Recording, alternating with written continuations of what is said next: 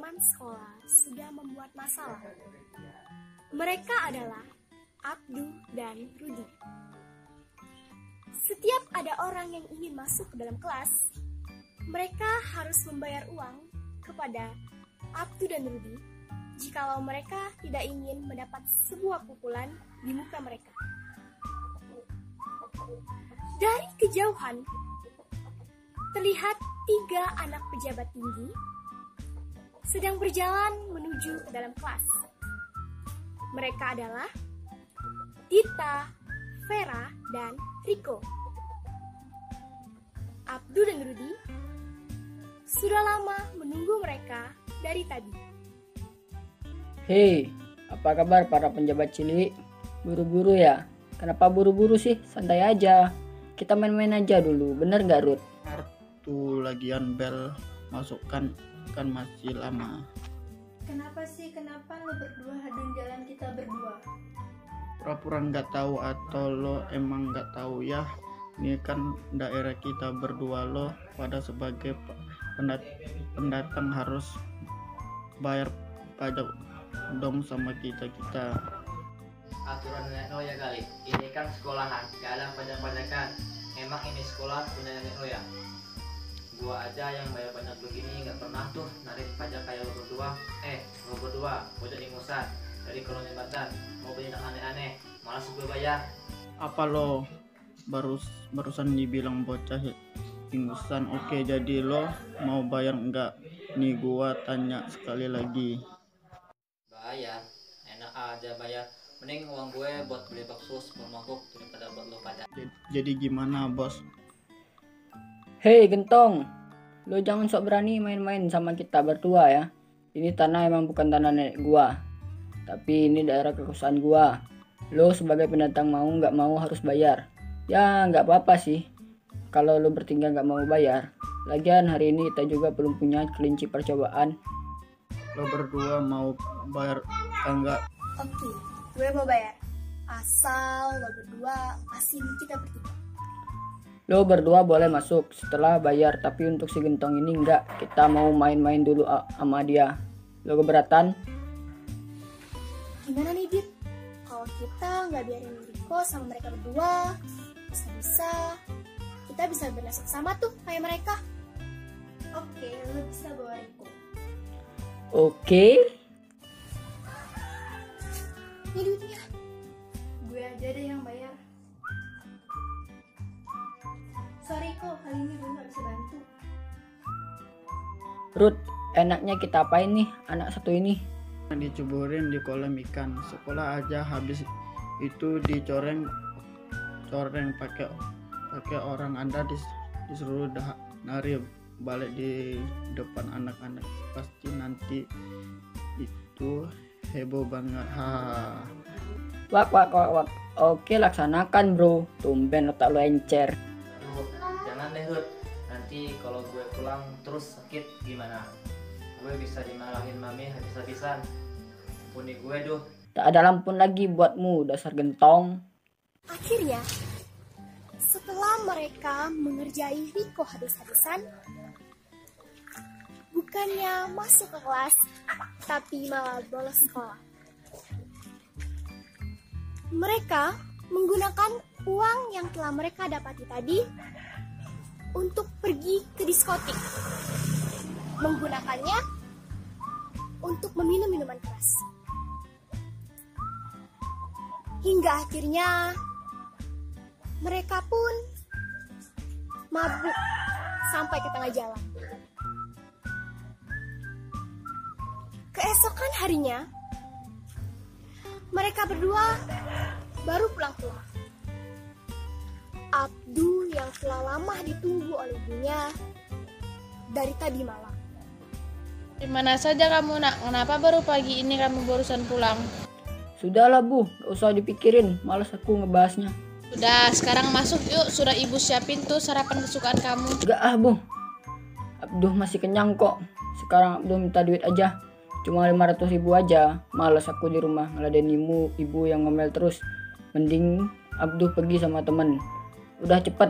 Gak punya uang sebanyak itu nak. Enggak, ibu pasti nyembunyiin sesuatu dari Abduh. membongkar seluruh isi kamar ibunya. Setelah beberapa lama, ternyata dia menemukan sebuah cincin. Jangan kamu ambil cincin itu, nak. Itu cincin peninggalan ayah kamu waktu ibu nikah. Dasar orang tua bawel. Sudah, Abdu mau pergi dulu. Itulah, jangan kau jual cincin peninggalan almarhum bapakmu itu. Ibu mohon. Abdu pun meninggalkan ibunya begitu saja. Layaknya ia tidak mengenal ibunya lagi. Lalu dia pun pergi ke pasar untuk menjual cincin ibunya tersebut. Setelah itu, dia pun menelpon Rudy. Halo Ruth, lo lagi ngapain? Gua lagi tiduran aja, bosan gua nggak ada kerjaan. Bagus kalau gitu, lo ikut gue sekarang. Kita ke diskotek minum-minum sepuasnya di sana nanti. Nyantai aja, gue bayarin kok. Oke deh. Mereka berdua pun pergi bersama-sama ke diskotik. Setelah puas seharian di diskotik, akhirnya mereka pun pulang ke rumah masing-masing. Mereka pulang dalam keadaan mabuk berat. Abdu sempat muntah beberapa kali. Begitu pula dengan Rudy. Ibu Syarofa yang stres melihat anaknya berubah menjadi nakal seperti itu. Saat itu, beliau masih menggunakan mukena dan masih berdoa di kamarnya. Ibu, Abdu anak ibu pulang nih. Ini Tole, kenapa kamu bisa mabuk-mabukan seperti ini? Pasti bawel anaknya pulang bukannya disambut dengan ceria, malah diomeli. Anak zaman muda sekarang tuh nggak ada yang dinasehati. Ibu hobinya comel melulu. Bosen bu. Itulah nyebut nak nyebut. Aduh, ibu ini bawel lagi. Tak bilangin ya bu. Sekarang tuh dunia udah berubah bu, nggak butuh salat. Salat itu nggak bisa datangin kita uang, cuma buang-buang waktu aja. Kita ini miskin terus. Udah daripada dengerin ibu bawel. Minta ampun, Abdul mau tidur aja dulu. Itulah Abdu, kenapa kamu bisa berubah kayak gini nak? Nanti kalau jalan sini biar ibu bantu kamu masuk kamar. Kelakuan Abdu semakin hari semakin menjadi. Ibunya pun penyakitnya semakin parah. Ia tidak hanya berani pulang dengan keadaan mabuk, tetapi sekarang dia sudah mulai berani membawa cewek main keluar masuk rumah begitu saja. Dan pada saat itu, sepulang ia dari sekolah, ia berniat untuk meminta uang kembali kepada ibunya. Rudy berada di belakangnya. Tetapi, betapa kagetnya dia ketika melihat banyak orang berkumpul di rumahnya. Apaan tuh? Kenapa di rumah lo banyak sekali orang-orang masak, orang lagi demo gara-gara ibu lo nggak bisa bayar cicilan utang. Ngawur aja lo. Mungkin sedang ada arisan ibu-ibu kali. Wah, ini kesempatan bagus ini. Gue bisa minta uang lebih dari ibu gue. Kalau begitu, ayo cepetan kita ke sana. Setelah masuk rumah, betapa kagetnya dia melihat seorang wanita tua tergeletak di depan dirinya. Ia pun semakin histeris ketika mengetahui bahwa wanita itu adalah ibunya. Abdu pun tak percaya dan dia berjalan mendekati ibunya. Dia berlutut di depan mayat ibunya dan meminta maaf atas semua yang telah dia perbuat. Dan ia pun menangis sejadi-jadinya. Maafkan aku, Bu. Kenapa ibu lebih dulu meninggalkan Abdu? Abdu gak sanggup untuk hidup sendirian, Bu. Kenapa ibu harus mati? Maafkan kesalahanku, Bu. Selama ini, Bu Abdu telah menjadi anak yang durhaka. Abdu janji kali ini Abdu akan berubah menjadi anak yang baik dan soleh seperti yang ibu inginkan. Sejak saat itu, Abdu dan Rudy berubah total. Mereka tidak pernah lagi membuat onar di sekolah. Mereka justru berubah menjadi anak yang sangat pendiam dan rajin belajar. Dan teman-temannya pun kaget, mengapa Abdu dan Rudi bisa berubah. Cuy, teman sekolah ternyata bisa tobat ya, apalagi preman kayak lo berdua. Angin dari mana yang bisa buat lo berdua bisa tobat kayak begini? Paling-paling juga besok udah jadi preman lagi. Preman yang paling ganas. Tapi tenang aja, gue yakin kok gue gak bakal takut lagi sama lo berdua. Lo berdua mau berubah, jangan ngaco lo pada. Gue selamanya gak akan percaya sama lo kalau lo berdua bisa berubah jadi orang baik. Kalian ini gimana sih? Mereka ini mau berubah, malah dikatain begini. Orang yang niatnya baik itu harusnya didukung. Jangan malah dikatain. Syukur-syukur kalau dia tidak kembali seperti dulu lagi. Lo tuh jadi cewek jangan munafik deh. Lo tuh sebenarnya juga punya dendam pribadi kan sama mereka berdua. Udah, gak usah ditutup-tutupi kayak gitu. Munafik loh.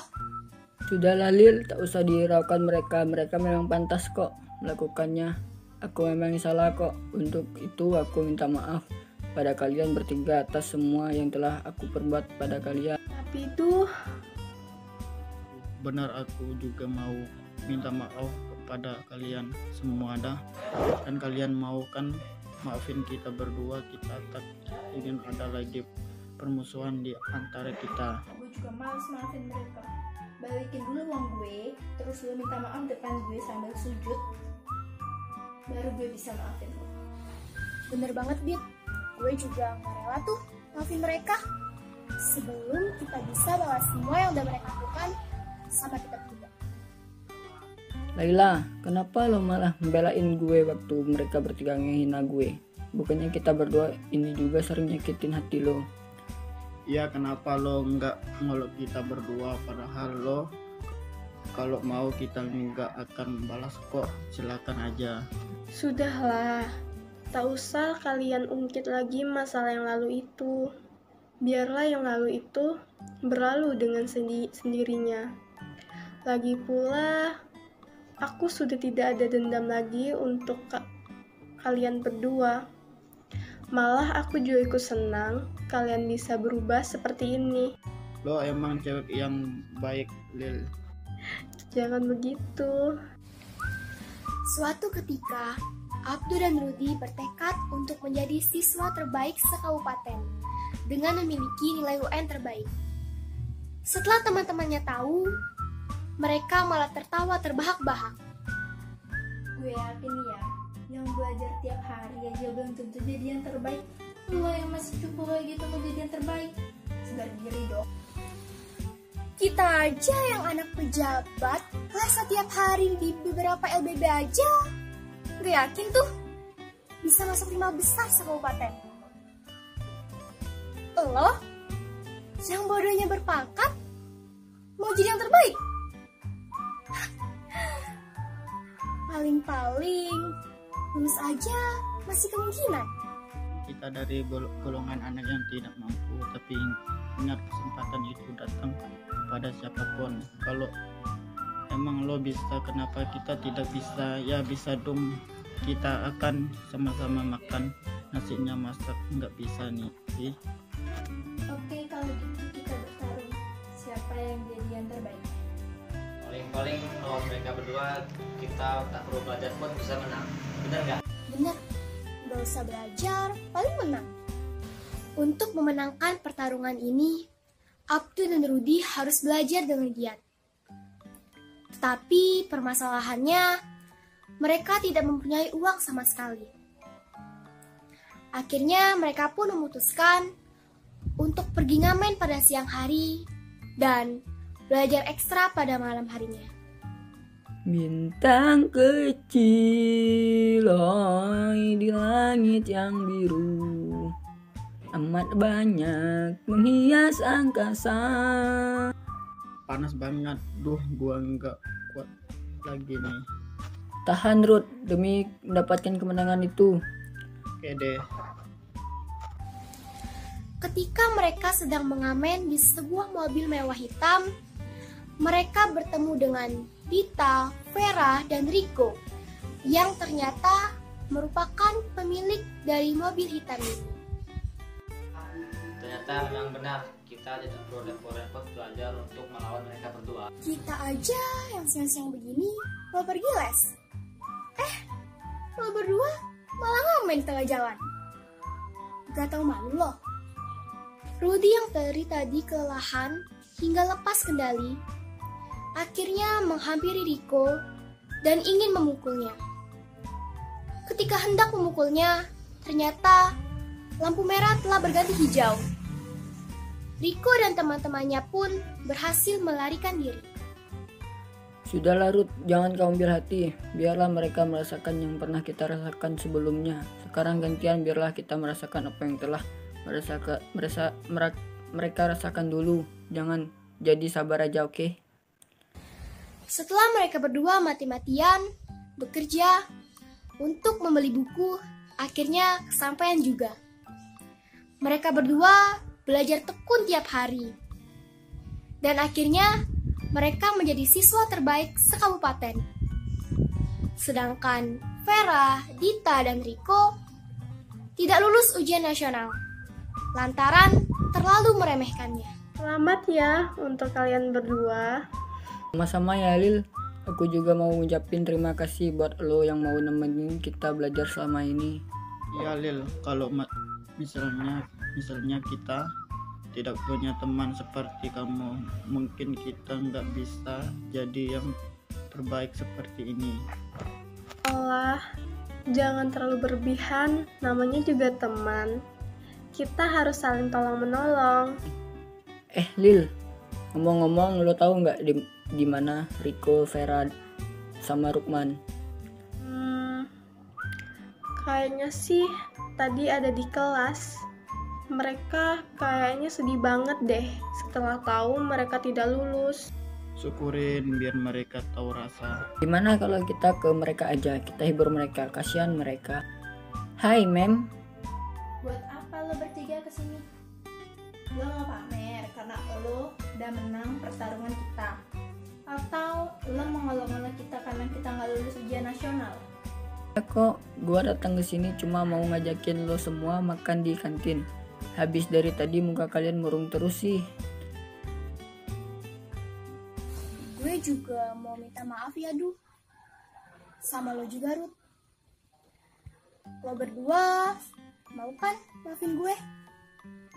Sorry ya, gue udah nuduh lo yang tidak-tidak. Gue juga mau minta maaf atas kesalahan gue ke lo. Kita berdua mau kok maafin lo bertiga. Kita juga mau minta maaf ya buat yang dulu-dulu. Akhirnya mereka pun dapat hidup rukun, walaupun sebelumnya ada pertentangan di antara mereka.